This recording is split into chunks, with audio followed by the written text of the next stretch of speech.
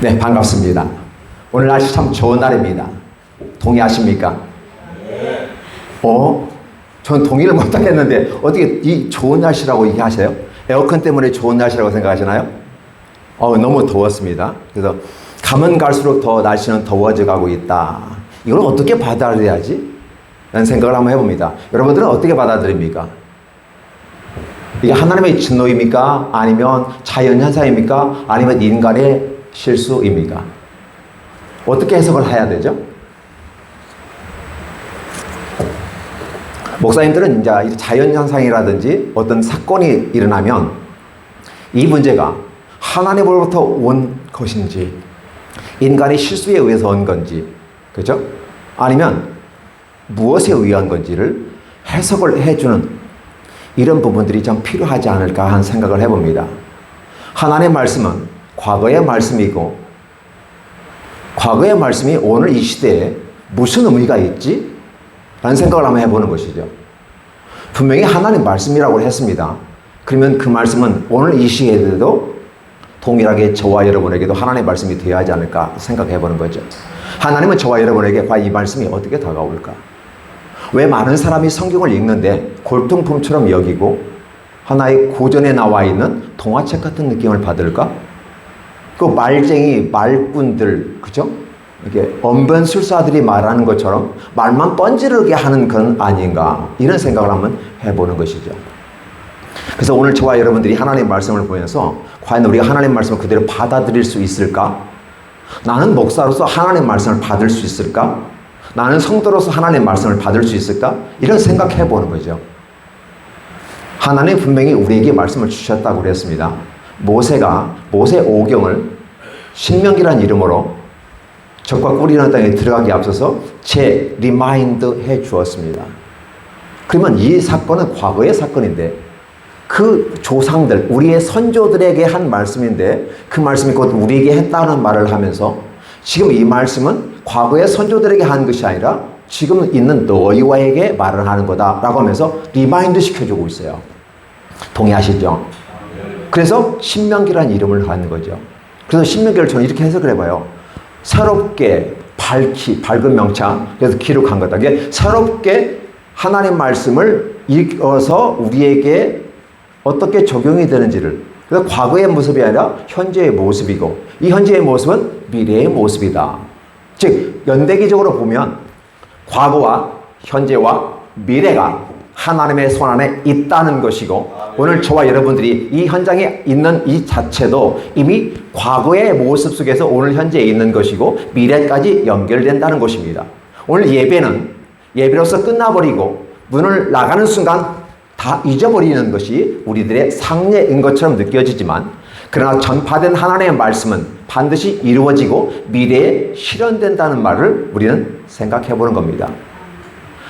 예배당을 박차고 나가면서 모든 건 한 귀로 들어왔다가 옆으로 빠져나가 버리는 그런 스타일의 하나님 말씀이 아니라 하나님 말씀이 과연 우리에게 어떻게 들려질까? 과연 하나님 말씀이 하나님 말씀으로 여겨지는가? 우리에게 한번 질문을 해보는 거죠. 오늘 본문에 주인공이 나옵니다. 누굴까요? 요시아이죠. 여러분은 잘 알고 계실 것입니다. 요시아를 개인적으로 보면 한 300년 전에 태어나지도 않을 사람을 이름을 거목하면서 요시아가 나타나서 하나님의 마음을 시원하게 해줄 거다라고 예언을 해놓고서 실제 요시아가 탄생하고 이 요시아의 삶을 통해서 하나님은 우리에게 보여주는 건 있는 거죠. 300년 전부터 예언되어지고 실현된 이 모습, 저는 그렇게 예언되고 온 모습이 아니어서 우리 어머니 아버지가 사랑해서 낳다 보니까 이게 예언되어서 온 것도 아닌 것 같은데 요시아는 그렇게 왔다는 사실이죠. 달리 말하면 요시아는 보통 사람은 아니다. 아니면 또 누군가를 표현하는 모습은 아닌가? 이런 생각을 해보는 거죠. 이 요시아는 결국은 앞으로 오실 메시아를 설명하기 위해서 300년 전부터 예언되어지고 준비된 사람이 올 것이야. 그런데 그 메시아는 이 땅에 와서, 즉 요시아는 와서 메시아의 기능을 감당할 건데 앞으로 오실 신약의, 즉 미래 사건을 바라보면서 구약의 모습으로 보여주는 것은 아닌가. 따라서 오늘 이 요시아는 칭찬받는 사람에게 속해 있는 것이고 요시아의 아버지와 할아버지, 즉 아몬과 므낫세는 칭찬받지 못하는 자, 저주를 쌓는 자의 길에 서게 되는 것이죠. 하나님 백성들은, 달리 말하면 선민들은 하나님의 복을 받고 태어난 사람들입니다. 따라서 저와 여러분들이 선민은 어떤 사람이다? 여호와의 말씀을 받은 사람들. 사실 그것보다도 더 중요한 게 있죠. 뭐죠? 우리는 유태인의 피를 받았어 라고 하는 거죠. 하나님이 선민을 선정해 주시고 저와 여러분에게, 특별히 유태인들에게 내가 너희를 끄집어냈어. 어디에서? 출애굽기에부터. 사실 역사는 아담부터 시작해서 내려오지만 아브라함으로 시작해서 이삭의 모습으로 끝나잖아요. 그렇죠? 그리고 야곱으로 이해하고, 이 야곱이 애굽에 들어갔다 나오는 사건이 창세기에서 기록되고 있습니다. 근데 그 모습 가운데 야곱은 어떻게 했다? 자기 12아들들 데리고 애굽에 들어갔다가 나오면서 새로운 경험을 하게 되라는 것입니다. 분명히 약속을 따라간 사람, 복음을 따라간 사람, 그럼에도 불구하고 하나님은 새로운 출발을 허락하시는데, 바로 430년 동안 애굽에서 노예 생활을 하다가 하나님이 끄집어내는 사건, 출애굽 사건을 통해서 새롭게 시작합니다. 그러니까 선민이라는 단어가 언제부터 시작됐죠? 출애굽 때부터 시작했고 지금 이 순간까지 이루어졌다. 그래서 출애굽할 때 어떠한 역사가 있었죠? 중요한 것은 유월절이라고 하는 행사가 있습니다. 이스라엘에게는 3대 절기가 있죠. 첫 번째 유월절, 그렇죠? 그 다음에 초실절, 맥추절이죠. 세 번째 초막절, 수장절이 있습니다. 그래서 1년에 3대 절기를 남자는 다 지켜야만 한다는 역사적 사명을 갖고 태어났어요. 그러니까 이 예배를 참석하는 것은 우리가 하나님의 백성이라는 사실을 입증하는 하나의 모습이죠. 특별히 유월절은 대단히 중요합니다. 유월절이 얼마만큼 중요하냐면 이단 사이비들은 유월절을 강조하면서 부활절을 강조하지 않아요. 구약만을 강조하고 신약을 강조하지 않아요. 사실 구약의 유월절, 출애굽 사건이라는 사건을 의미를 제대로 알면 부활절까지 열매를 맺어야 되는데 거기까지 가지 아니하고 유월절을 지켜야 된다라고 하는 거죠. 유월절을 지키지 않으면 구원받지 못한다라고 말합니다. 어떤 면에서는 맞는 말이죠. 그러나 실제적인 부분에서는 이 유월절은 부활절과 함께 연관되어졌을 때 진짜 열매가 맺어지는 건데 유월절 자체로서는 의미가 없죠. 왜 유월절 자체는 의미가 없을까요?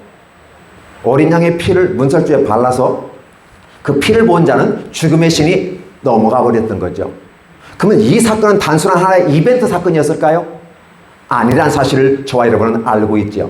바로 이 피라고 하는 개념은 앞으로 오실 메시아, 어린 양 되신 그분께서 십자가에 못 박혀 죽으시고 살아나서 오늘 저와 여러분이 하나님과의 관계 속에서 재설정을 하게 되더라는 사실이죠. 그게 선민입니다. 이 선민의 모습 가운데서 우리가 하나님의 아들과 딸이 된 거죠.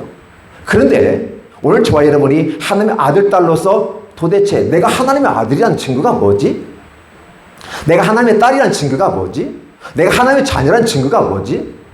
요즘 이 과학시대를 살아가는 우리들은 자기가 말한 거에 대한 변증을 하고 입증을 해야 될 의무가 있습니다. 하나님 말씀을 전하고도 그 말씀에 대한 증거를 찾아야 되는 거고 그 말씀이 확실한가를 상고해보는 모습은 어떨까? 근데 오늘 저와 여러분들이 하나님 말씀들을 들으면서 왜 하나님 말씀을 받지 않을까? 이게 무슨 소리예요, 목사님? 우리 하나님 말씀을 들었어요. 성경책 말씀을 읽었고 하나님 말씀을 들었어요. 근데 우리는 하나님 말씀으로 말씀을 받지 않는다는 거죠. 무슨 소리일까요?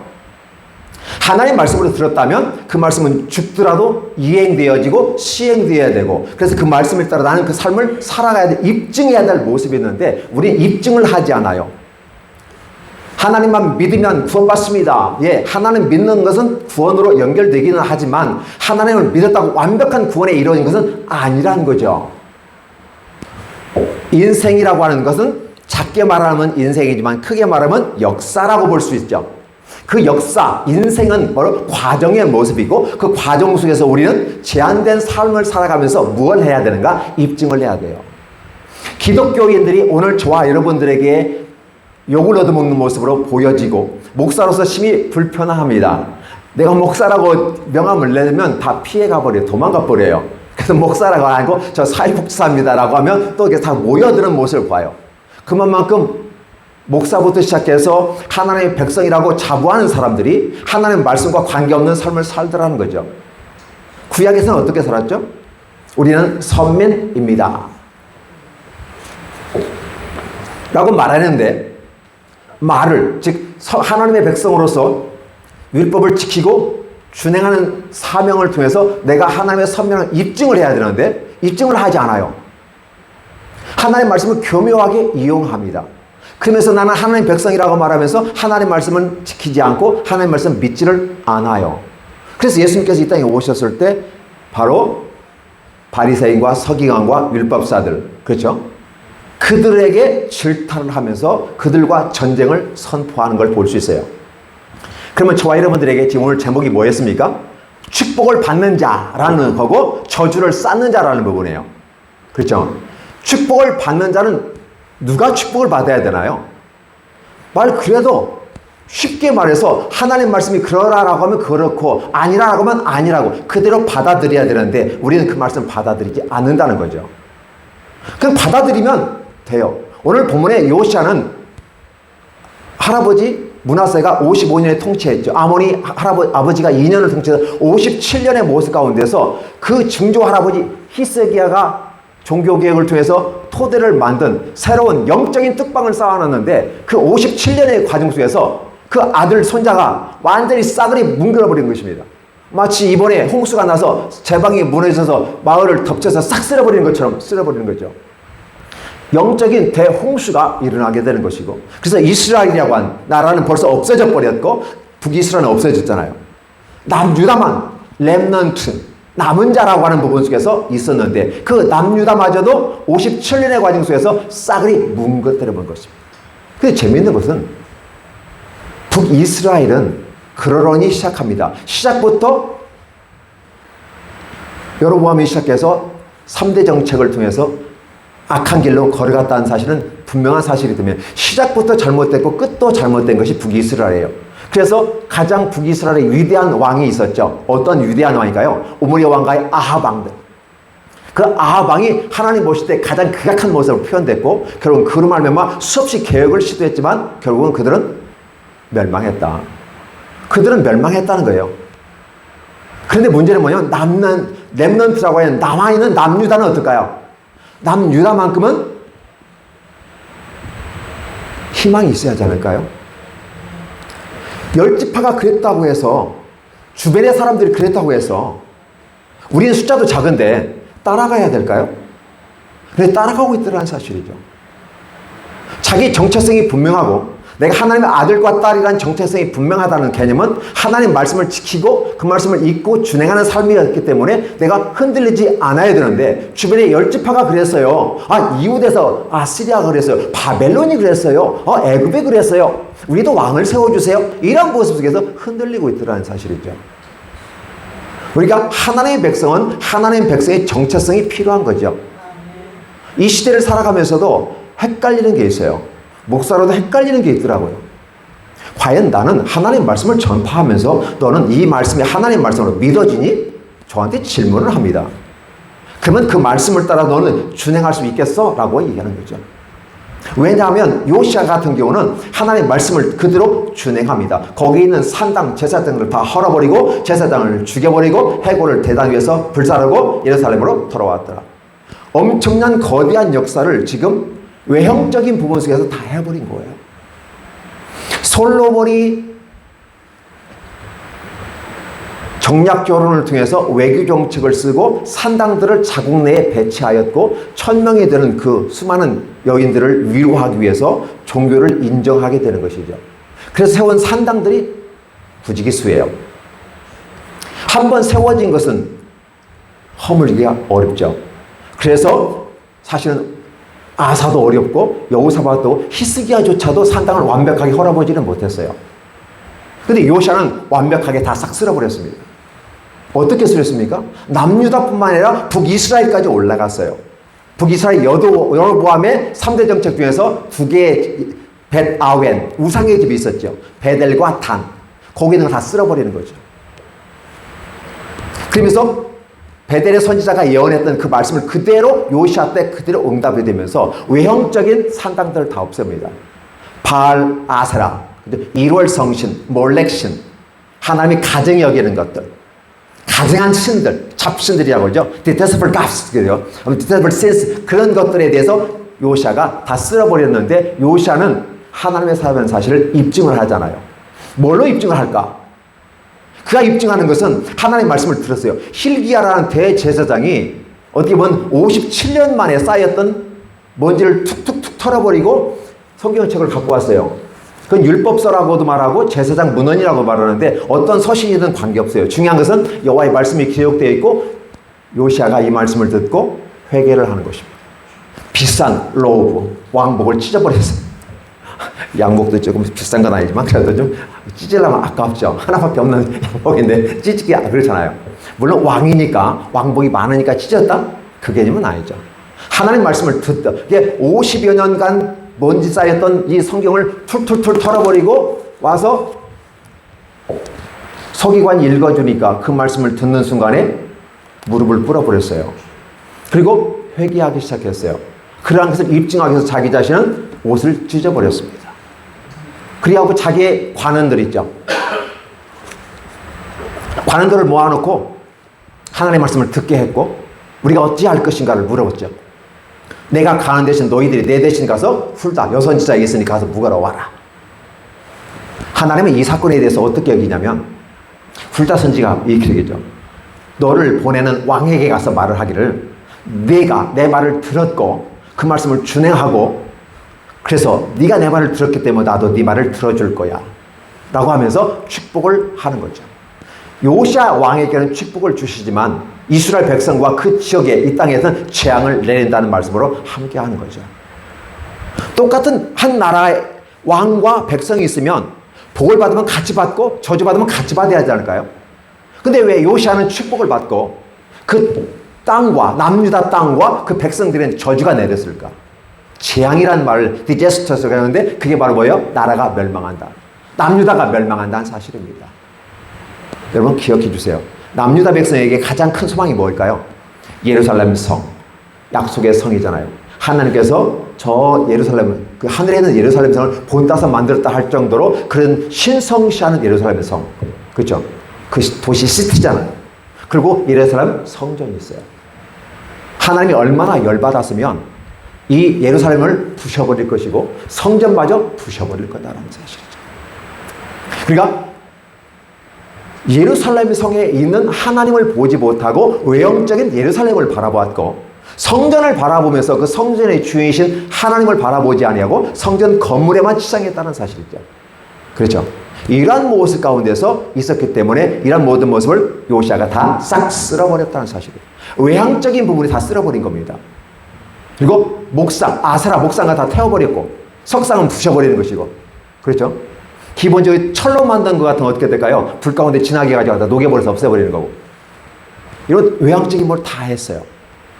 그런데 더 중요한 거 있죠. 여기서 끝났더라면 아마 여호사밧이나 히스기야처럼 개혁이 중도에 하차가 된 것을 수 있어요. 근데 요시아는 그 뒷부분까지 같이 해 나갑니다. 어떻게 시작할까요? 드라빔이라는 건 아시죠? 이 드라빔이라는 사건은 야곱 시대에 다시 올라갑니다. 야곱의 아내 둘 있는데 그 중에 두 번째 아내 라헬이 아버지로부터 나올 때 드라빔을 숨겨왔어요. 그 드라빔이 뭔가 했을 때 영어로 표현하니까 household gods, 개인 가정을 지키고 있는 수호신 정도, 잡신적인 개념이 있어요. 그러면 그들은 이 라헬이 드라빔을 갖고 온 것은 아버지의 축복권과 그 신으로부터 축복권과 경제권이 보장된다는 의미에서 드라빔을 가지고 왔다는 것이죠. 그러니까 이 고대에서부터 있었던 일이 지금까지 있었다는 사실입니다. 만약에 이스라엘 사람들이 하나님의 백성이고 출애굽일 때 나와서 언약을 맺었고 도장을 땅땅 찍었어요. 그럼 약속을 하고 언약을 맺었으면, 즉 계약을 했으면 계약이 준행해야 하지 않을까요? 계약이 준행되지 않았다는 것입니다. 출애굽 때 나왔던 유월절을 지켜본 경험이 없어요. 사이사이에 개혁 왕들이 있었을 때 유월절을 지킨 경우가 있지만 완벽하게 이번처럼 성대하게 지킨 적이 없어요. 그러니까 출애굽 때 지킨 유월절을 지금 요시아 때 유월절을 지키고 있다고 성경은 표현하고 있어요. 그러면 그 와중에 모든 것은 어떤 존재였어요? 의미가 없었다라는 사실이죠. 저와 여러분 속에서 축복받기를 원합니다. 부흥성회하고 불로 해서 도대체 불로 강력하게 원해서 엘리야가 하늘에서 불 끌어내서 그 주변에 있는 나무를 다 태워버리고 그래서 하나님의 존재감을 나타냈는데 그게 무슨 응답이죠? 나에게 무슨 상관이 있죠? 기적을 보았습니다. 능력을 보았습니다. 힘이 나타났습니다. 그게 나에게 무슨 의미가 있죠? 의미를 찾아야 되는 거예요. 우리가 하나님의 말씀을 보면서 우리는 외향적인 것에 굉장히 많이 치중하고 있다는 느낌을 가져요. 기적, 능력, 파워, 하나님의 전능함이 이 땅에 나타나고 그래서 엘리야처럼 바라보면서 하늘에 불이 내리고 3년 반 동안 오지 않던 비를 끌어오는 사건을 통해서 하나님이 살아계심을 보여주었는데도 불구하고 이스라엘 사람들은, 즉 북이스라엘 사람들은 하나님을 선택하지 않았어요. 분명히 그들은 약속을 했거든요. 하늘에서 불이 내려오고 비가 오면 그것을 허락하신 분이 하나님이다. 바알이 그렇게 했으면 바알이 하나님일 것이고 여호와께서 하시면 그분이 하나님일 거다. 어떻게 생각하느냐? 라고 물으니까 오 맞다. 합리적이다. 라고 말하면서 한번 해보자. 라고 그러죠. 그래서 450명의 사들, 840명이죠. 그하고 엘리야 혼자 850대 1의 대결을 벌이는 거 아니겠습니까? 근데 결국은 엘리야가 이겼어요. 이겼으면 어떤 사건이 발생해야 될까요? 약속은 지켜야 하지 않을까요? 아니 그분이 이 능력을 발휘했으면 그분이 하나님이라는 걸 알고 하나님을 따라가야 되는데 전혀 안 따라가더라는 것이죠. 따라서 오늘 저와 여러분들에게 나타난 어떤 기적과 능력과 이런 파워가 어떤 의미가 있는가를 한번 생각해 보는 것이죠. 그죠? 그래서 지금 축복받은 사람들은 이렇게 하면 축복을 받습니다 라는 말은 얼마든지 할 수 있고 수많은 명강사들이 다 하고 있어요. 사실 누구든지 축복받는 거 알잖아요. 일단 성실하게 살면, 죽기까지 노력하면, 그렇죠? 복 받는 거죠. 남에게 선을 행하면, 그렇죠? 교회 선거도 많이 하면, 성지순례도 가면, 축복받에 천국까지 간다고 오염된, 굴절된 복음을 전하더라는 거죠. 우리는 복 받는 것은 당연한 거 아니겠습니까? 내가 하나님의 아들이고, 내가 하나님의 딸이니까 당연히 복을 받는 거예요. 그런데 그 과정 속에서 내가 하나님의 아들로서 입증하는 어떤 행동들이 뒤따라주지 않은 상태에서 복을 기다리면 복이 올까요? 안 올까요? 올까요? 안 올까요? 복이 올 수가 없죠. 왜냐하면 복이라는 개념은 복의 주체 대신 하나님이 우리에게 주시는 것이거든요. 나는 기도할 뿐이고 나는 노력할 뿐이고 나는 수고할 뿐이고 나는 착한 일 할 뿐이고예요. 그러나 복을 주시는 분은 주님이 주신다는 사실이죠. 근데 마치 하늘에서 불을 끌어온 엘리야는 어떤 모습이었을까요? 지극히 겸손하고 떨며 두려워하며 하나님 이 백성에게 하나님의 저 살아계심을 보여주옵소서 마음을 졸여가면서 하나님의 능력을 끌어왔던 분이에요. 그런데 마치 우리는 엘리야를 어떻게 바라보나요? 엘리야를 바라보면서 엘리야 힘 있는 사람이야. 능력 있는 사람이야. 우리도 그렇게 힘과 능력으로 이끌어갈 거야. 내가 은혜를 베풀 거고 내가 기적을 만들 거고 내가 새로운 길을 열어갈 거야 라는 말을 하게 되는 거죠. 그러나 기적의 현장 속에 있는 주인공들은 두렵고 떨림으로 하나님 앞에 서 있는 거죠. 엘리야도 그랬고 홍해를 가르는 모세도 어떻습니까? 두렵고 떨리는 거죠. 잘못하면 돌멩이 맞아 죽어요. 고라, 다단, 아비람, yon 그 200여 명의 나중에 땅으로 딱 덮어버리는 사건이 발생하잖아요. 그 순간 전까지는 수없이 모세를 따라다니면서 엄청나게 힘들게 한 거죠. 우리가 바라보는 모세는 굉장히 위엄있고 멋있고 그림만 봐도요 막 아주 우락부락한 것처럼 이게 그림이 그려져 있잖아요. 그래서 그냥 저분들만 보면 그 카리스마가 넘치는 것 같아요. 야, 뭐 저 정도 되어야 부흥사고 저 정도 되어야 목사이고 저 정도 돼야 능력 있는 거 아니야? 내가 대한민국을 선도하고 대한민국에 복음을 전하고 이렇게 하는데 실제적으로는 그들은 하나님 앞에 섰을 때는 그런 말이 전혀 없어요. 근데 왜 우리에게는 그렇게 보일까? 왜 우리에게는 엘리야가 때로 어쩌면 교만스러울 정도로 그 모습으로 우리에게 보일까? 그러니까 엘리야를 우리는 어떻게 돼요? 엘리야의 두렵고 떨림으로 하나님 앞에 서서 이 얘기하는 그 현상을 바라보지 못하고 외형에 보이는 그 모습을 바라보면서 우리는 따라가고 있어요. 그러면서 왜 복이 안 오냐고 물어요. 왜 내 기도 응답이 안 되냐고 묻는 겁니다. 그럼 뭐라고 대답해야 되죠? 당연한 거야. 당연한 거야 라고 얘기해 줘야 되는 거죠. 그럼 진짜 복을 받으면 어떻게 해야 되는 거죠? 하나님의 말씀 그대로. 그래서 출애굽에 나올 때 하나님의 살아계심을 보여듣고 유월절을 했고 유월절을 지키는, 그래서 3대 절기를 지키면서 너희가 이 땅을 살아가라라고 약속을 했고, 이런 지키는 입증을 하는, 신앙을 입증하는 삶의 모습이에요. 그래서 믿음이라는 단어가 단지 믿는다, 신뢰한다 이런 개념으로 우리가 바라보고, 마치 내가 이 의자에 앉으면 튼튼하게 만들었으니까 넘어지지 않을 거야, 이런 신뢰 정도로 격화시키는 건 아닌가.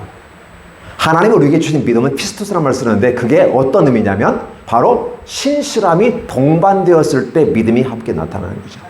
그러니까 우리가 믿음이 하나님의 말씀을 그대로 받아들이고 순종하면서 신실하게 그 삶을 살아가는 과정 속에서 응답과 기적과 능력이 나타나는 것이라는 사실. 성경은 이렇게 말하죠. Ask and 구하십시오. It will be given to you. 너에게 이루어질 것이다. 직역하면 그래요. Find, 찾으십시오. You will find. 당신은 찾을 것입니다. Look and 두드리십시오. 안 두드리는데 어떻게 해요? 두드려야 되죠. 뭘 두드리죠? 벽을 두드리지 말고 문을 두드리세요. 문을. The door will be opened to you. 문이 당신에게 열릴 것입니다. 분명히 성경에 기록되어 있어요. 그런데 문제는 뭐냐면, 찾는 것은 우리 몫이고 요청하는 건 우리 몫이고 두드리는 건 우리 몫이지만 주시는 건 하나님 몫이라는 사실입니다. 하나님께서 저와 여러분에게 하나님의 복을 주신 그것은 우리는 기도할 뿐이고 나는 우리 착한 일을 했을 뿐이라는 거예요. 그래서 나는 내가 마땅히 해야 될 것 했을 뿐입니다라는 겸손함이 우리에게 있어야만이 비로소 하나님의 복이 임하는 것 아닌가. 요시아는 8살에 왕이 됐어요. 근데 참 재미있는 게, 시대의 흐름 속에서 요시아 주변의 사람들이 어떠한 사람인가. 시대의 흐름 속에서 히스기야 때 개혁을 했던, 함께 성공했던, 같이 동행했던 사람들이 히스기야가 죽으면서 므낫세와 아몬이 득세하게 되고, 그때 히스기야 때 떨궈진 사람들이 다시 득세를 하면서 악한 행위를 하는 거죠. 바알과 아세라, 이롤 성신들, 몰렉신을 섬기면서 악한 짓을 다 하죠. 그렇죠? 그리고 그들이 사라지면서 히스기야 때 함께 했던 그 영적인 흐름의 사람들이 다시 주도권을 잡아서 요시아를 돕는 거죠. 하나님의 놀라운 축복이 이렇게 준비가 되더라는 거죠. 저는 이런 생각을 해보는 거예요. 하나님, 제가 큰 교회를 못하고 큰 부흥사가 못되고 뭐 능력 있는 모습이 엘리야처럼 못되고 엘리야는 그 시대 한 번으로 끝나야지. 엘리야가 계속 나오면 돼야 안 돼요? 안 되잖아요. 모세가 계속 나오면 돼야 안 돼요? 안 되잖아요. 근데 우리는 모세가 되기를 원하고 엘리야가 되기를 원하면서 마치 모세가 했던 것을 내가 반복해서 하면서 또한 엘리야가 능력을 받았던 것처럼 나도 그렇게 하기를 원하는 거죠. 근데 사실은 엘리야나 모세나 유명한 하나님의 사람들은 그렇지 않았다라는 사실이죠. 하나님 앞에 너무나도 겸손하게 두렵고 떨림으로 항상 그 앞에 겸비해서 있었기 때문에 하나님은 그때 응답을 줄 수가 있었다. 요시아 같은 경우 하나님 말씀을 듣고 그 말씀을 따라서 어떻게 한다? 산당을 제해버리라. 협력하는 자들과 함께 산당을 제해버리고 다 가루로 만들어버리고, 그래서 이제는 어디까지 개혁을 하느냐 했을 때 각 가정의 전통을 따라 내려왔던, 사실 개인적인 것은 누가 뭐라고 못해요. 그러나 개인적인 것까지, 이 드라빔까지도 다 잡신, 무당에 가서 점을 보는 것, 재미있게 보는 것 있잖아요. 그죠? 점도, 컴퓨터 점도 있고 다 하잖아요.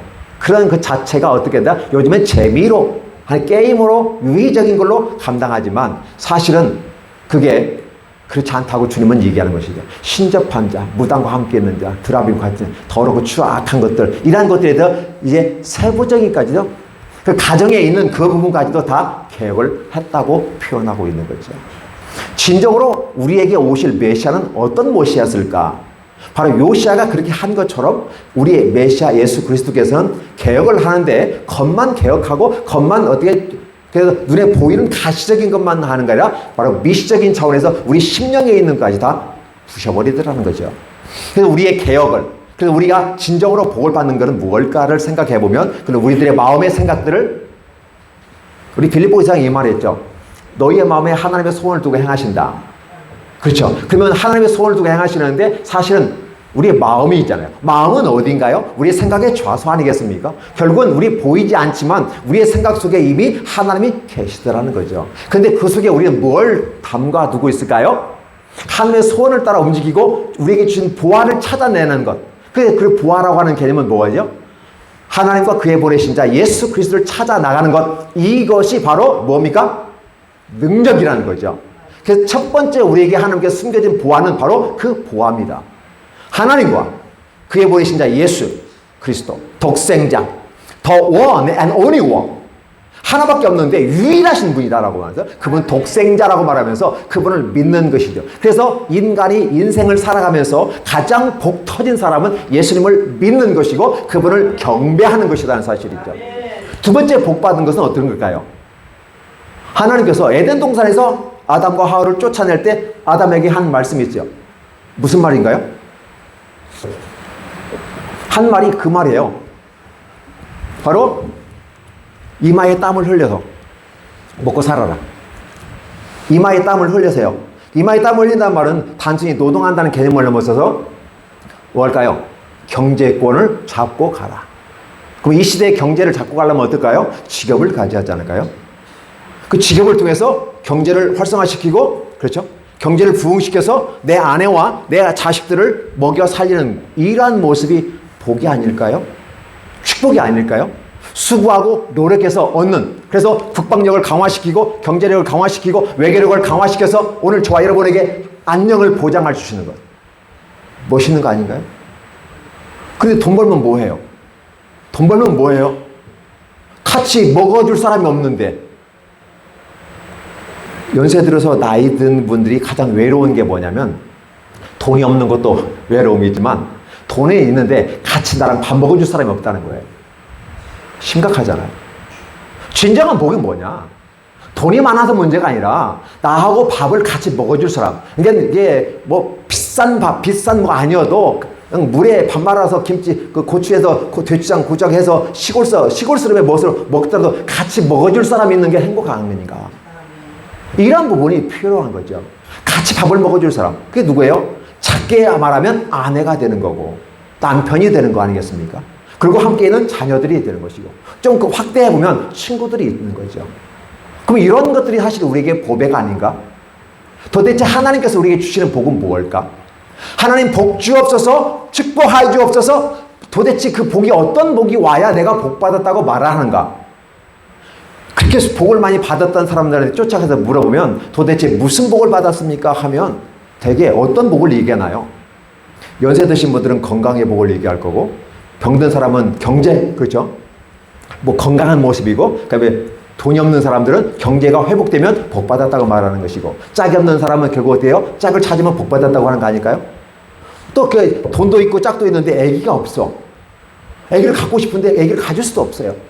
그런 환경이 있다면 어떻게 해요? 아기 가진 사람이 복 있는 사람처럼 느껴지지 않나요? 저는 질문을 해보는 거죠. 도대체 우리가 복을 받기를 원하는데, 그래서 모든 사람이 복 받기를 원하니까 오늘 또 복 받는 사람, 복을 쌓는 사람 이렇게 보면 좋아요. 그러면 내가 복 받는 사람이고 내가 복이 쌓여질 것이고, 나뿐만 아니라 내 후대, 내 자손, 천대까지 복이 쌓여지면 얼마나 좋을까요? 그렇죠? 근데 이미 그거 다 하는 약속해 주신 거잖아요. 내가 여호와의 규례와 명령과 율례를 지켜 행하면 천대까지 복이 임할 거다는 사실을 해 주셨잖아요. 그런데 여전히 우리는 내가 준비해서 복을 쌓아가고 만들어가고 있는 거죠. 이런 부분들이 우리에게 다가오다 보니까 과연 우리는 도대체 무슨 복을 말하는 거지? 성경은 이미 우리에게 주신 복들이 다 쫙 줄비하게 전시되어 있습니다. 이미 런칭되어 있어요. 이미 다 전시화되어 있어요. 박물관에 가면 다 전시되는 것처럼 여호와의 복이 다 걸려 있잖아요. 그러면 이 작품 괜찮은데 돈 주고 사는 것처럼 여호와의 복을 사오면 되는 거죠. 무엇으로? 믿음으로 사오면 되는 겁니다. 근데 우리는 그렇게 하지 않고 내가 어떤 거 결국 우리의 복은 어디서부터 출발해요? 이 땅에서부터 출발해요. 하나님의 말씀을 얘기하고 규례와 율례와 명령을 지키면 복이 임한다고 했는데, 여전히 우리는 하나님께서 주신 위로부터 온 시스템, 로고스, 그죠? 하나님의 시스템이 내려왔잖아요. 그 처음에 창세기에서부터 시작해서 요한복음에 보면 천지 창조하셨는데 결국 말씀으로 창조했다. 이게 로고스다라고 표현하고, 이거 하나의 시스템이다. 왜 하나님은 시스템으로 왔을까? 그건 인격으로 우리한테 오신 분이잖아요. 인격으로 오셨는데 창세기부터는 어때요? 인격으로 오셨다기보다는 로고스로 오셨다. 말씀으로 오셨다. 근데 그분이 곧 하나님이다. 근데 우리가 그분을 보지는 못했어요. 그래서 신약에 와서는 어떻게 돼요? 예수 그리스도의 뭐 인격으로 오셨잖아요.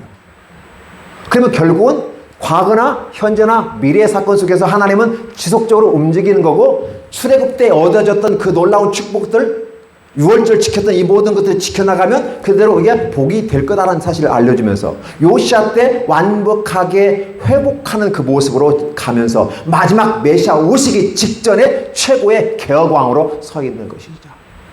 그러니까 요시아가 복받은 사람인 건 분명하다는 사실이죠. 누구도 부인할 수 없죠. 근데 요시아가 뭘 잘했다라는 개념보다는 요시아는 하나님의 말씀을 듣고 회개했다. 여러분, 요시아가 왜 하나님 말씀을 듣고 회개하는 그 모습이 무엇이냐라고 하면 위에 선배가 있어요. 이스라엘의 역사 속에서 5명이 선한 왕으로 기록됩니다. 그 선한 왕이 누구죠?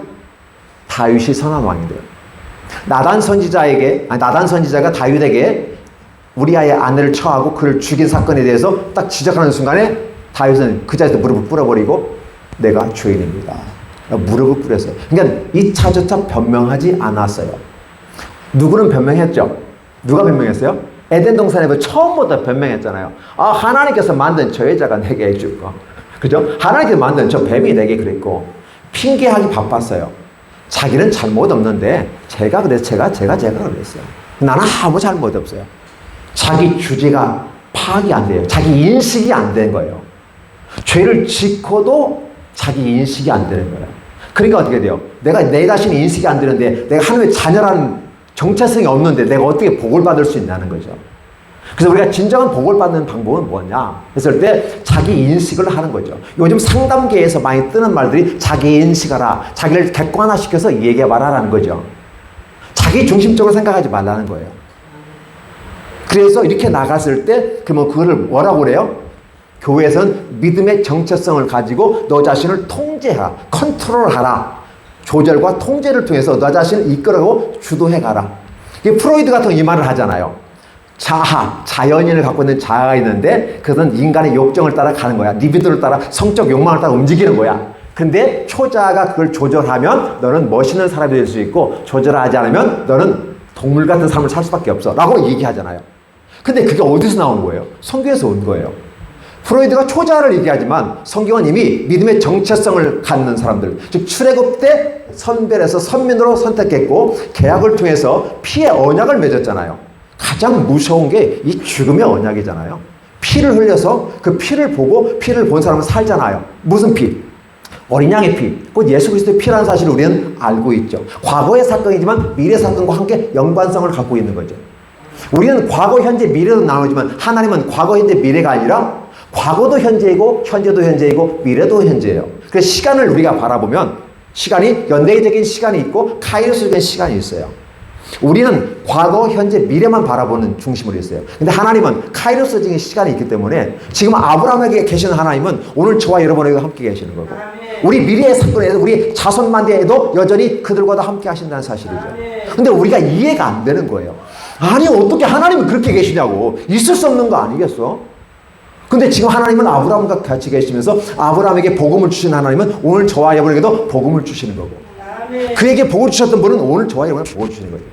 그럼 요시아가 이렇게 하는 것은 뭐다? 바로 하나님의 말씀을 들었을 때 바로 회개하면서 옷을 찢으면서 말씀을 들었고, 그 자기 말씀만, 분명히 성경 말씀은 기록되어 있어. 사반이 읽어줬잖아요. 그러면 이 지각이 있는 사람이기 때문에 뭐가 뭔지 알아. 신명기 읽어보면 뭐죠? 하나님을 잘 섬기면 복이 임하고 안 섬기면 저주가 임할 거다. 핵심적인 두 가지잖아요. 누구나 알 수 있는 거예요. 아주 쉽게 만드는 거거든요. 요시아가 그 말 듣고 울기 시작한 겁니다.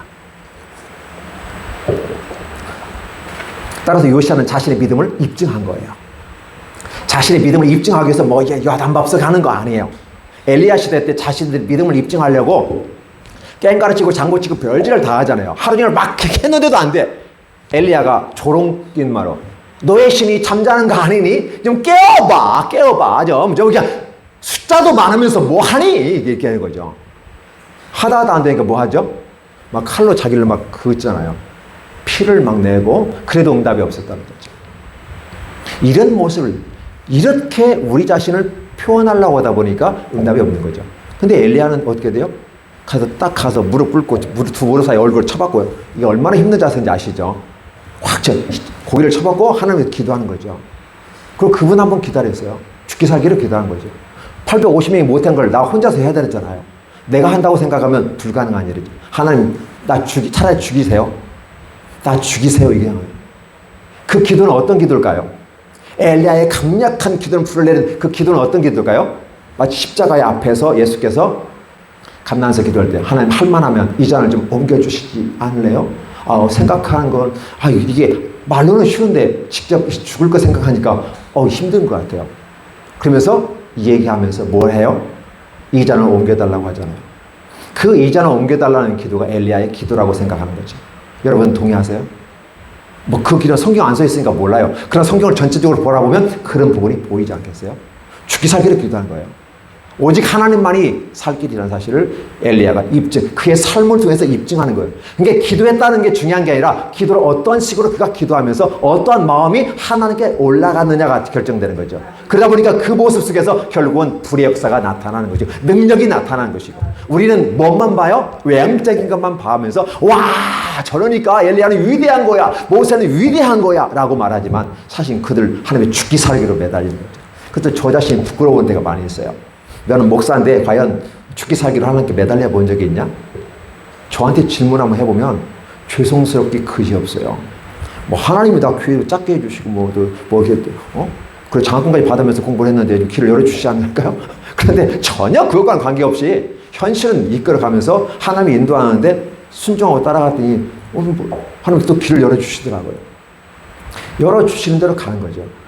그래서 좀 축복받는 사람은 어떤 사람인가를 보면서 우리는 축복받는 사람은 이렇게 하면 축복받습니다. 수없이 들어왔고 수없이 했는데도 여전히 그 모양 그 꼴이란다면, 내 삶이 변화가 없다면 다시 한번 생각해 봐야지 않을까? 잘못 주소를 입력했다. 여기 오는데 주소는 잘 입력했는데 입구해가지고 헷갈려가지고 한 바퀴 돌았다는 사실이죠. 주소를 정확히 입력했는데도 내가 정확히 판단하지만 한 바퀴 더 도는 거거든요. 그럼 우리가 하나님의 말씀의 주소를 정확히 입력하고 우리 인생의 내비게이션에다 딱 입력해놓으면 제대로 가지 않을까? 설령 한 바퀴 돌다 하다도 여전히 똑같은 자리에 오르는데 주소를 정확히 입력하지 않으면 어렵더라는 거죠. 그래서 하나님께서는 저와 여러분들에게 말씀과 규례와 율례, 그렇게 귀에 딱지가 붙어처럼 막 계속해서 얘기하는 겁니다. 세월이 흘러니까 사람들이 다 잊어버려요. 건망증이 시작하면서 다 잊어버리기 시작해요. 여호와를 다 잊어버리기 시작해요. 하나님을 아는 시대가 다 사라져버립니다. 사사기 시대가 그랬고 여러 왕조에서 다 모든 부분이 다 그렇게 됐어요. 그런데 지금 요시아는 hil기야가 발견 율법책을 보면서 그 말씀을 다시 시작하더라는 것이죠. 다시 시작한다는 개념이 이제 하나님 말씀 다시 읽을 거야, 성경 다시 읽을 거야, 이 개념이 아니잖아요. 이미라도 알고 있었던 이 내용이 출애굽 때 했었던 그 말씀과 규례가 지금 이때에도 동일하게 역사하는 거고, 그래서 그 말씀을 그대로 준행하면서 이스라엘 백성들에게 얘기하면서 유월절을 지키라 하며 그 백성들이 지켰는데 여태까지 역대 모든 것보다 더 성대하게 지켰다.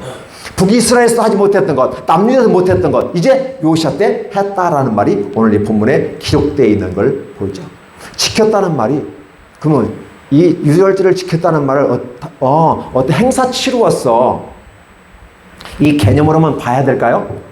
이 개념을 유월절을 지켰다는 말을 어떻게 하고 말씀을 지켰다는 말로 해석하면 어떨까요? 달리 말하면 믿음을 지켰다는 말로 해석하면 어떻게 될까요? 그러니까 요시아는 복을 받을 수밖에 없는 사람이다라는 사실을 얘기하는 거죠. 시대가 흐르면서 사람들은 인간이 듣기 좋은 소리를 많이 하게 되는 거죠. 이 모습 가운데 결국은 인간이 듣기에 좋은 소식을 얘기해요. 그래서 오늘 강의 참 좋았어요. 오늘 강의 좋았어요. 오늘 설교 잘 좋았어요. 목사님 은혜 받았어요. 그럼 목사는 뭣도 모르고 무조건 좋아해요. 왜? 은혜 받았다고 하는데 얼마나 좋겠어요. 내가 설교를 잘했다는 말이잖아요. 자기 해석을 해요. 근데 그 말하는 사람의 의도가 한번 물어보세요. 진짜 하나님 말씀을 설교를 잘해서 은혜 받은 건가요? 자기가 듣고 싶은 말을 골라서 해줬으니까 은혜 받았다고 얘기하는 거죠. 진짜 여호와의 말씀을 들으면 요시아처럼 마음을 찢어버려야 돼요. 근데 요즘에 우리는 어때요? 하나님의 말씀을 듣고 찢지 않아요.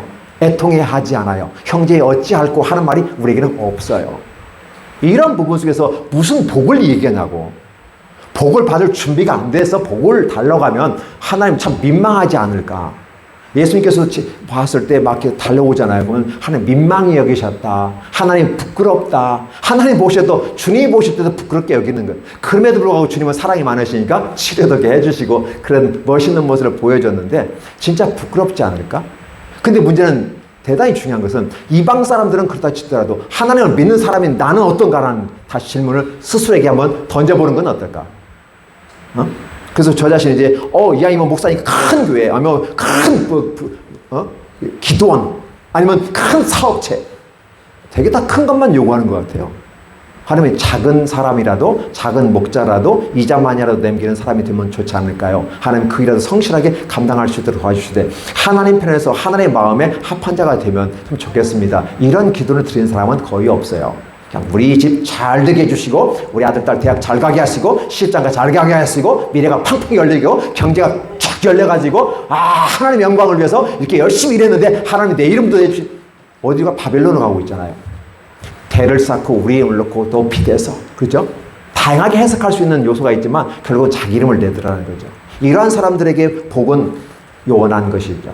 그러면 거꾸로 얘기하면 복 있는 사람들은 겸손하게 여호와께 쓰는 모습은 어떨까? 그런데 재미있는 건 뭐냐면 그 요샤의 아버지와 그 아버지 아몬과 므낫세는 어땠냐는 거죠. 그러면 그들은 어때요? 전혀 다른 모습으로 가더라는 거죠. 제가 여러분들에게 한 가지 여기서 짚고 넘어가겠습니다. 여러분들은 착한 사람은 복을 받고 악한 사람은 저주받는다. 동이 서에서 먼 것처럼 멀리 구별이 다 되잖아요. 이런 설교를 우리는 많이 하였고 또 그렇게 했어요. 왜? 도덕적인 설교, 윤리적인 설교를 했어요. 근데 선과 악이 같이 있으면 어떻게 되죠? 어떤 게 선이고 어떤 게 악인지 우리는 디테일 악매라고 해서 잘 모르잖아요. 그러면 우리는 지금 성경을 보면서 하나님께서 이 성경에서 저와 여러분에게 얘기하는 건 뭐냐면 이방 사람들은 그렇게 했어. 그래서 이방 사람이 바알과 아세라와 몰렉을 섬기고 이럴 성신을 섬겼어. 그건 이해를 해. 왜? 쟤네들은 그게 희망이니까. 왜? 수많은 별들이 나에게 복을 준다고 생각하니까 너무 좋잖아. 이게 걔네들은 그걸 섬기는 당연한 거야. 하나님이 그를 선택하지 않았고 약속을 주지 않았으니까.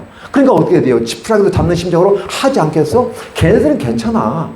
근데 문제는 너희가 왜 걔네들을 따라가니? 너희가 왜 걔네들을 따라서 그들을 모방하면서 그대로 가니? 라고 묻는 거죠. 그것은 종교야. 걔들은, 이방인들은 하나님으로부터 쫓겨난 이후로 불안한 삶에 살았기 때문에 어쩔 수 없이 큰 바위, 큰 바다, 큰 나무, 멋있는 것 만들어 놓고 그게 복을 준다고 생각했고 그 앞에 신나게 떠들러. 원 없이 떠들어. 그래서 내가 최면이 걸릴 정도로 이 정도 되면 주지 않겠어?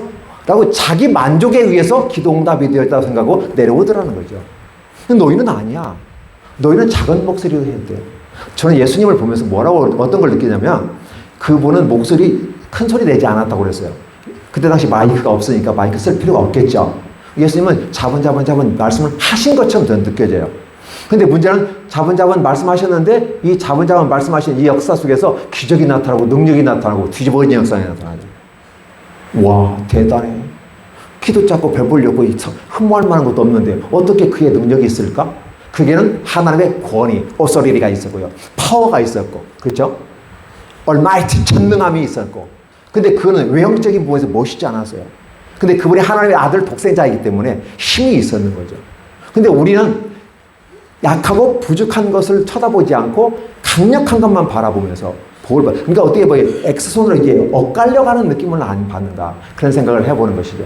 그래서 성경에서는 저와 여러분들에게 뭘 얘기하냐면 바로 하나님으로부터 내려온 로고스 시스템, 말씀과 규례와 율례. 이걸 따라가면 신앙으로 내가 인정해 줄게. 그런데 솔로몬도 그렇게 살아가다가 결국은 솔로몬이 1000명의 여인들과 함께 다른 나라의 모든 종교를 섭렵하면서 자기와 함께 있는 여인들이 너무 아내가 많으니까 남편 코빼기 쳐다보기도 어려워요. 그래서 한 번만 내가 할 때, 이거 제사할 때 한 번만 참석만 해주세요. 솔로몬을 가겠어요, 안 가겠어요? 가죠. 왜? 너무 많은 여자들이 내 아내인데 내가 내 손길이 안 닿았기 때문에 낮에라도 한번 가서 위로와 왜? 먼 타국에 와서 쉽사리 하는데 남편도 한번 얼굴 못 보고 이게 뭐 하냐고. 한 30분만 와가지고 이따 가시라고. 가지 않겠어요? 솔로몬이 어디에 빠지기 시작하냐면 이 신앙이라는 단계 속에서 종교로 내려오게 되는 겁니다. 그래서 다양한 산당들을 섬기고 우상들을 섬기게 만들고 이방인의 문화가 이스라엘에 들어오게 만드는 상태가 발생되는 거죠. 문제는 여기서 끝나는 게 아니라 솔로몬 자신도 신앙에서 내려와서 종교에 머물러 있는 거죠. 그러면 비교종교하게 되는 거고 결국은 모든 종교는 다 똑같은 거야. 이쪽 산을 올라가든 저쪽 산을 올라가든 똑같이 올라가는 거야. 종교 다원주의가 나오는 거고 이런 상황 속에서 우리가 모든 종교는 다 똑같은 거야. 근데 분명히 하나님은 다르잖아요. 한 분 유일하신 하나님이다. 솔로몬은 뭐라고 하죠? 다 똑같은 거야. 다 일반적인 거야. 라고 말하면서 하게 될 때 솔로몬도 종교에 머물렀다. 제일 중요한 것은 성경이 과연 솔로몬을 어떻게 평가하냐는 거예요. 솔로몬이 하나님을 떠났다. 우리는 솔로몬이 지혜로운 왕이고 멋있는 왕으로 추앙을 받고 있어요. 지금까지도. 솔로몬은 추앙받을 존재가 아니죠. 아버지로 말미암아 성전까지 지었고 놀라운 영광을 받았고 위대한 축복을 받은 것은 사실이지만 후반의 인상 속에서는 그가 신앙에서 내려와서 종교로 머물러 있더라는 거죠. 종교라는 개념을 어떻게 볼까요? 하나님께서 주신 말씀과 규례와 율례를 지켜내는 사람이 신앙이라고 한다면 그걸 준행하려고 무단히 나름대로 노력하며 힘들고 어려울 때 하나님 도와주세요라고 하면서 그분을 붙잡고 가는 그 모습, 엘리야도 그렇고 모세도 그렇고 여러 역대 유명한 신앙들이 다 그렇게 했어요. 그런데 그렇게 하지 아니하고 인간 중심으로 나를 위해서 만들기 시작했어요. 신화를 만들고. 그래서 이 신화를 만들면서 신화 속에 자기의 불안한 마음을 감추면서 신을 자기가 통제하려고 하는 단계까지 들어가요. 그래서 요즘 시대에 하나님은 어떤 하나님으로 우리에게 비유되나요? 택배 기사 하나님. 그래서 하나님께서 우리의 기도 응답하시면 축복하십니다. 응답하십니다. Ask and it will be given to you. 야, 내가 요청했어. 그러면 너한테 주어질 거야. 택배 기사가 몇 시 몇 분까지 도착할 거야. 하나님은 내 기도에 응답하실 거야. 이렇게까지 갑니다. 달리 말하면 하나님이 나의 택배 기사가 되어버리고 내 마음의 소원에 원하는 것을 이루기 위한 하나의 존재로 전락해버리는 거예요. 그게 종교잖아요. 종교가 무엇인가라는 말을 했을 때 로마 캐톨릭의 그 성전에 성 누구누구누구 해가지고 손가락이 잘린 게 하나 있어요. 이게 어떻게 보관되어 있대요. 요걸 한번 보고 이게 키스 한번 하거나 썩은 시체잖아요. 그죠? 요 손 한번 대면 내가 위로받고 은혜받고 성령 체험한다는 이런 식의 표현을 하는 거죠. 그 뜨거운 때 앞에 줄 쫙 서서 우리 마스크 살 때 기억하시죠? 줄 서서 있는 것처럼 그 성물이라고 하는 이거 와서 한번 만지거나 키스 한번 하고 하는 소원을 삼고 있어요. 그게 종교라는 거예요. 뭘까요? 그가 아무리 멋있는 믿음의 삶을 했다 할지라도 손가락에 불과한 거고 이미 썩은 시체잖아요. 그죠? 아무 의미 없는 거잖아요. 근데 거기에 축하하면 마치 복을 받는 것처럼 얘기하고 하는 거죠. 달리 말하면 굴절된 복음을 전하는 거잖아요. 여호와는 율례와 규례와 법칙 분명히 딱 얘기하고 로고스와 법으로 얘기했단 말이죠. 그럼 그걸 가지고 가보는데 굴절된 모습으로 복음을 전하는 거죠. 마치 컵이 이렇게 있어요. 컵이 있어요. 젓가락을 집어넣으면 어떻게 될까요? 유리컵에 집어넣으면 굴절해서 보이죠. 그럼 여기서 이제 싸움이 일어나는 거예요. 알미니아 같은 경우는 어떻게 하죠? 이 컵을 보니까 이거 지금 현재 젓가락이 굽혀져 있어. 휘어져 보여. 이게 사실이야. 봐. 보이잖아. 근데 칼빈주의는 뭐라고 하죠? 쓱 빼가지고 아니야. 반듯한 거야. 자, 저와 여러분에게 지금 이제 싸움이 일어나는 겁니다. 어떻게 싸움이 일어나요? 젓가락이 반듯한 겁니까? 휘어졌습니까? 라고 묻는 거예요.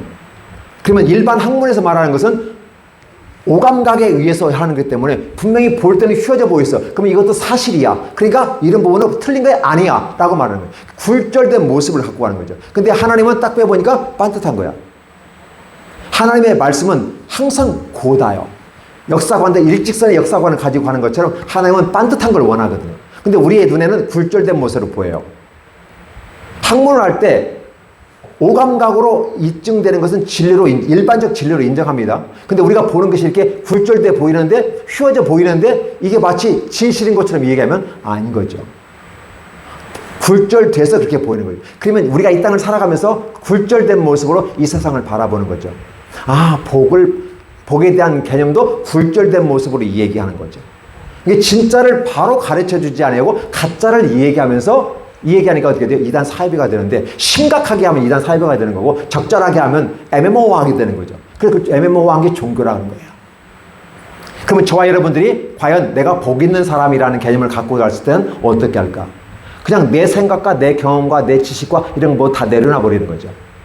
하나님 앞에 딱 서가지고 어린아이의 모습 가운데서 잘못한 건 잘못했다고 인정하고 말씀 그대와 그대로 지켜나가는 거죠. 그 말씀을 듣고 느끼고 행하는 대로 그대로 읽고 듣고 행하면 복이 그대로 임하는 거죠. 근데 이렇게 단순하게 얘기하면 이거 목사님 그렇게 하면 복 받을 사람은 누가 있어요? 다 복 받았겠네요? 맞아요. 그러면 다 복 받는 거죠. 문제는 뭐냐면 그렇게 살지 못한다는 거죠. 왜? 그렇게 힘들어요. 하나밖에 없는 예수님 하나 가지고 어떻게 안심을 해요? 1월 성신들이 쫙 비치면서 빛이 쫙 이 밤에 내려갈 때 보면 하늘이 바짝바짝바짝 그 많은 그 1월 성신들이 내게 복을 준다고 생각하니까 뭐 유한이 되는데 한 번 하나님이 내게 복을 준다고 하니까 뭔가 좀 허전하잖아요. 허전하잖아요. 아니에요? 이거 하나밖에 없는데 이거 하나 놓치면 어떻게 하죠? 빗나가면 어떻게 하죠? 우리 인간적인 생각을 갖고 있는 거잖아요. 우리 하나님은 하나밖에 없는 하나님이고 전능하신 하나님이고 창조자이고 구속자이고 그렇죠. 그렇게 자기신을 입증했어요. 하나님이 인류 역사 속에서 하신 일이 내가 전능한 하나님이다 라고 창세기에서 얘기했고 창조주로 얘기했고 신약에서는 내가 구속주로서 자기신을 입증을 했단 말이에요. 그렇게 입증을 해. 하나님이 우리 앞에 쇼를 하는 거예요. 어떤 쇼? 입증하는 쇼를 하는 거예요. 그렇게 보여주었어요. 그런데 우리는 받을 수 없잖아요. 예수님도 그 말씀하시죠. 내가 여태서 모든 걸 내가 보여줬는데 아직도 의심하느냐? 라고 묻는 거잖아요. 같이 따라다니던 제자들조차도 의심하였다라는 표현을 쓰게 되는 거죠.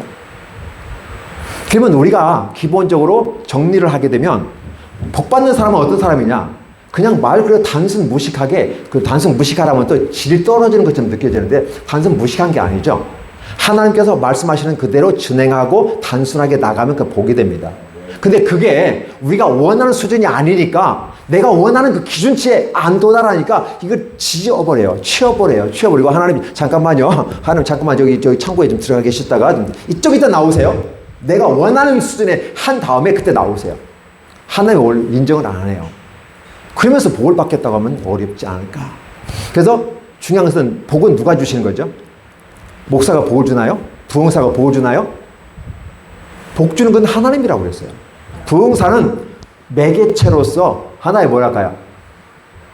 촉매자 역할, 카탈리스트 촉매자 역할을 해주는 거예요. 불처럼 타오르게 동기부여를 주는 거죠. 하나님을 찾아가게 만드는 매개체인 거지. 목사가 복을 주는 거, 부흥사가 안 주잖아요. 복을 주는 건 주님이 주시는 거거든요. 그럼 우리는 그렇게 하도록 만들어 가면서 하나님의 복을 받게끔 만들고. 그래서 그들이 복을 받으니까, 이렇게 일찍 복 받았어요. 이렇게 진짜 잘 됐어요. 길이 열려졌어요. 와! 이게 간증이 아닐까요? 근데 나중에 이 간증도 픽션이 들어가가지고 이 얘기 스토리가 되죠. 그죠? 이런 모습을 바라보면서, 이것은 아니구나. 그래서 오늘 우리가 함께 하나님 말씀 앞에서 복 받는 사람이라는 개념은 있는 그대로 받아들이고 순종하고 가는 것이 좋겠다. 비록 내가 원하는 수준이 아니라 할지라도 내가 원하는 수준이 있어요, 저마다. 그럼 그 수준에 못 미치면 미달된 것으로 내 기준이 아니라 하나님의 기준이 내 기준보다 높잖아요. 그러면 내가 조금 마음에 안 들고 좀 하나님이 하시는 일에 내가 마음에 안 들 수가 있잖아요. 그러면 어쨌든 마음에 안 들어도 순종하겠습니다 하면 되는데 순종을 안 하죠. 그러니까 복이 안 온다. 그럼 반대로 하면 순종하면 복이 온다. 너무 단순한 얘기를 하는 거죠. 그러면 더 중요한 건 문제는 뭐냐면 그 복이 오는데 복의 개념을 굴절시켜서 얘기해버린다. 천국을 굴절시켜서 얘기해버린다. 그러니까 휘어진 것처럼 얘기해버리는 거예요. 원래는 빠듯한데. 근데 복이 보니까 맞아 이거 이렇게 하면서 굴절된 복음을 받아. 그러면 어떻게 천국 가려면 누구 말대로 헌금 많이 하면 천국 갑니까? 믿음이 좋아져서 헌금을 하는 거잖아요. 그렇죠? 그런 사람에게 하나님 선물로 천국 주시잖아요. 내가 착한 일 하면 천국 갑니까? 하나님의 은혜가 임하고 복을 받은 사람은 착한 일 할 수밖에 없죠. 내가 그 놀라운 은혜를 받았으니까. 그래서 이것은 흘러가야만 하는 것이고, 그래서 이런 거 입증되니까 하나님 앞에 내가 천국은 땅은 당상이라고 얘기할 수 있는 것이죠. 그렇죠? 성지순례 가면 내가 천국 갈 수 있습니까? 성지순례 가면 역사의 현장 속에서 그분이 어떻게 했는지를 역사를 바라보면서 내 은혜가 넘치고 믿음이 생기니까 내가 그걸로 바라보면 믿음이 생기니까 비로소 천국 갈 수 있는 것이죠. 성지순례 갔다 와야만이 천국 갈 수 있는 건 아니잖아요. 마치 그렇게 굴절된 복음을 전해버리니까 복이 임하지 않는 거다. 그럼 달리 복이 임하지 않으니까 뭐가 임하죠? 저주가 쌓이게 되는 거죠. 하나님의 나라는 도 아니면 뭐잖아요. 축복 아니면 저주거든요. 이 중간이라는 개념이 없잖아요. 이 므낫세는 어떻게 돼요? 아버지와 정반대의 길을 갔어요. 아니 자식이 어떻게 아버지의 그 모습을 완전히 싸그리 뭉개버리고 그렇게 할 수 있어? 얼마나 악했는지 하나님이 열받아 버렸어요. 자 보세요. 믿음의 모습을 가지고 요시아가 그렇게 멋있게 개혁하고 완벽하게 했어요. 앞으로 오실 메시아가 그렇게 할 것처럼 얘기해 놨단 말이죠. 그런데도 요시아가 착하게 했으면요, 하나님 복을 주셔야 될 거 아니에요. 근데 하나님께서 이 말이죠. 므낫세가 악하게 행하였으므로. 기억할 것은 므낫세만이 아니라 아몬만이 아니라 이것을 앞에 부분의 본문에 보면 뭐라고 기록되냐면 출애굽 때부터 우리에게 오는 모든 과정 속에서 무엇이 임하였다? 죄가 쌓였다. 우리는 개인적인 죄가 있고 인류의 죄가 있다는 사실을 구별을 해보셔야 됩니다. 한 사람은 한 사람은, 즉 히스기야는 멋있었죠. 므낫세는 악했죠. 그 아들 아모도 악했죠. 근데 그 손자 또 누구예요? 요시아 같은 건 아주 선한 왕이 됐단 말이죠. 요 모습 가운데 한번 우리가 좀 보자는 거죠. 이 모습 가운데 보이는 것은, 그러면 므낫세는, 아몬은 하나님이 몰라서 그랬을까요? 그는 종교에 빠져 있는 겁니다.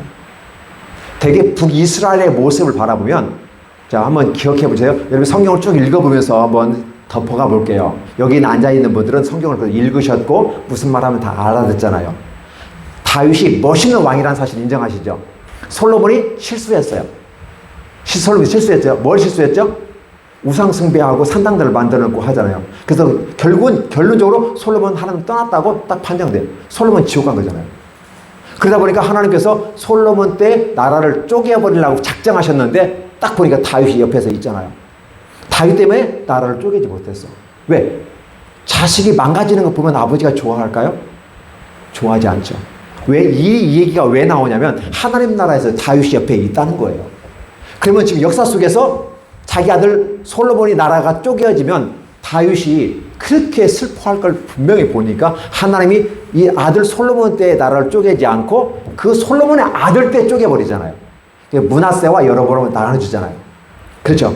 이렇게 나가는 겁니다. 그런데 그 쪼개지는 과정 속에서 북이스라엘 초대 왕이 누구죠? 여로보암이에요. 그러면 하나님께서 이 솔로몬의 악한 행위를 보면서 다윗과 같은 새로운 왕이 탄생했으면 좋겠다. 솔로몬이 악한 행위를 하니까 여로보암이 국민들의 마음을 얻었잖아요. 그래서 이 여로보암이, 느밧의 아들 여로보암이 다윗처럼 그렇게 하면 좋겠다. 그래서 사실 솔로몬이 신하였던 사람을 왕으로 세워줬어요. 근데 문제가 하나 발생했죠. 우리의 신앙에 갈등이 발생합니다. 내 신앙을 입증해야 될 위치에서 지금 여로보암은 탈락하는 과정을 보여드리고자 합니다. 자, 분명히 하나님께서 다윗에게 주었던 기회를 여로보암이 똑같이 주었어요. 근데 문제는 뭐냐면 나라가 두 개 쪽 나눠지잖아요. 예루살렘 성은 남쪽에 있잖아요. 절기, 3대 절기 되면 어떻게 되죠? 다 내려와요. 다 내려오죠. 내려오면 어떤 문제가 발생하죠? 사람이 가면 돈이 가게 돼 있어요. 사람이 예루살렘에 모이면 돈이 다 예루살렘으로 가게 돼 있어. 그럼 북이스라엘 경제가 어떻게 돼요? 망가지잖아요. 그 여차 승진하면 어떻게 돼요? 고향 버리고 예루살렘에 정착해버리면 어떻게 되죠? 국민들까지 빼앗기는 거 있잖아요. 여로보암은 어떤 생각을 가졌을까요? 이 땅의 경제 원리를 중심으로 이러면 안 되지. 못 가게. 그래서 딱 막아버렸어. 못 가니까 어떻게 사람들이 반란을 일으킬 거 아니에요. 그러니까 예루살렘 대신 베델, 하나님의 집 베델이잖아. 베델, 그 단, 먼 길 가지 말고 가까운 데 가. 그러면서 두 전을 만들고 금송아지 만들어 놓고 섬겼죠. 그 여로보암이 뭘 선택했을까요? 나라를 생각하면서 나라를 강건하게 하고 나라를 굳건하게 살고 내 나라를 강하게 한다는 목적하에서 여호와를 버려버렸어요. 그게 3대 정책이잖아요. 그죠? 그래서 베델과 단을 만들어 놓고 금송아지 만들어 놓고 제사장, 유대인이 아닌 일반인을 세웠고 7월 15일 대속제일을 바꿔서 8월 15일로 바꿔버렸어요. 이게 여로보암의 3대 정책, 악한 정책을 핀 거죠. 무엇 때문에? 바로 나라를. 근데 그 나라 누가 주었어요? 하나님이 주신 거잖아요. 그럼 반대로 한번 볼게요. 다윗은 어떻게 했죠? 다윗은 아버지가 미쳐 돌아가는 걸 보면서, 장인이 미치는 걸 보면서 어떤 생각하냐면, 하나님, 나 이거 필요 없어요. 이 나라 필요 없어요. 이 나라 필요 없다니까요. 이거 가져가세요. 근데 한 가지는 가져가시면 안 됩니다. 하나님의 성신은 내게서 떠나가게 하지 마십시오. 제가 우리 아버지 보니까, 미쳐 돌아가는 거 보니까, 나 무서웠어요. 사위한테 단창을 던져버리는가 하면 이상한 소리 하고 미쳐버려요. 멋있는 찬양을 들을 때는 괜찮은데 찬양이 끝남과 동시에 갑자기 이상한 행동을 하고, 와, 하나님 떠나니까 그냥 인간이 아니에요. 이거 완전히. 하나님, 나 싫어요. 차라리 하나님, 이 나라, 이 통일국가 있잖아요. 하나님 주신 거 가져가세요. 다른 사람 주세요. 대신 하나님만 잘 섬길래요. 다윗은 이렇게 했어요. 근데 여로보암은 어떻게 됐죠? 반대로 해버렸다는 사실이죠. 이런 것들을 바라보는 거죠.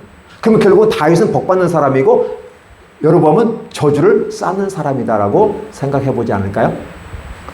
자, 그러면 오늘 제가 말씀을 마치겠습니다. 내가 축복받는다고 하는 개념을 다시 한번 우리가 생각해보자는 것이죠. 좀 단순하게 여호와께서 그 로고스와 하나님 나라의 시스템으로 임하였기 때문에 율례와 법도와 규례를 출애굽하면서 유월절을 지키면서 우리에게 하셨던 그 약속을 그냥 믿고 나가보자. 하나님 말씀을 듣고 잘못한 게 있으면 회개하고 바로 하고 해보자. 내가 나이가 연세 드신 분들은 그 체면이라는 게 있잖아요. 그죠? 어린아이 앞에서 내가 미안하다 이 말을 하는 사람은 멋있는 사람이에요. 미안해. 근데 절대 미안하다는 말을 안 쳐. 어디 하면 올라가죠? 올라가면 올라갈수록 미안하다는 말을 안 해요. 근데 기독인은 미안하다는 말을 할 수 있어야 돼요. 자기를 돌이켜보고 할 수 있는 거죠. 그래서 자기를 돌이켜보고 자기 성찰하고 자기를 객관화하는 모습 가운데 하나님의 말씀을 앞에 보고 거울 앞에 서는 것처럼 바로 말씀 앞에서 읽고 내 영혼으로 이 말씀을 듣고 마음으로 듣고 그랬을 때 나를 돌아보면 복이 그대로 임하지 않을까. 근데 한 번 이렇게 했다고 해서 바로 복이 임은 아니죠. 입증하는 데는 시간이 걸리더라는 거죠. 믿음을 입증하는 데는 시간이 걸려. 복이 내게 오기까지는 시간이 걸리는 거죠. 근데 그 입증하는 시간이 인생이다. 당장 올 수도 있지만 내 자손에게 올 수도 있고 천대까지 가니까 결국은 내가 잘만 심어놓으면 나와 내 자손이 잘 먹고 잘 살 거다라는 거죠. 근데 이 땅에서 잘 사는 것도 중요하지만 하나님 나라까지.